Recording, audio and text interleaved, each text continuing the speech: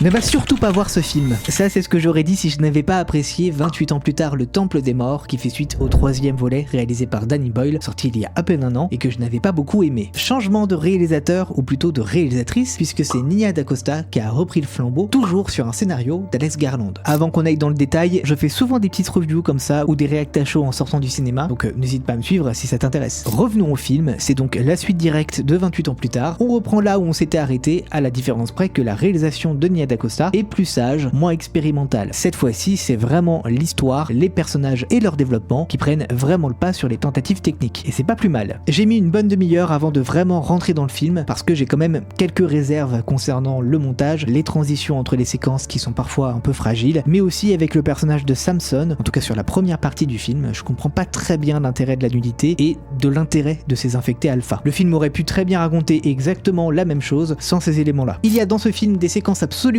incroyables que je ne vais pas décrire, mais qui valent vraiment le coup d'œil, notamment sur le passé du personnage de Samson, justement. Le flashback est dingue. On a aussi une séquence musicale sur du métal qui est juste magistrale. Si comme moi tu n'as pas aimé l'opus précédent, mais que tu aimes les films de zombies ou post-apocalyptiques, tu devrais y trouver ton compte. Si tu as aimé l'opus précédent, aussi, parce que même si c'est moins expérimental, ça ne s'éloigne pas tant que ça de la proposition de Danny Boyle. Attention, comme le film d'avant et peut-être encore plus cette fois-ci, c'est à ne surtout pas mettre devant tous les yeux parce que c'est très gore. Pense à t'abonner.